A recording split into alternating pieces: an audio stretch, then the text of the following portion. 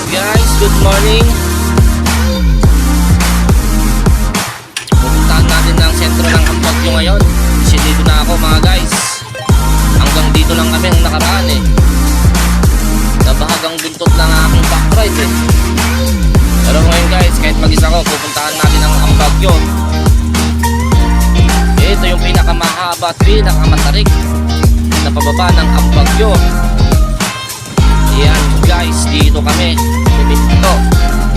Ayan guys, pupuntahan ko na kahit mag-isa ko. Ayan guys, tignan nyo yung daanan.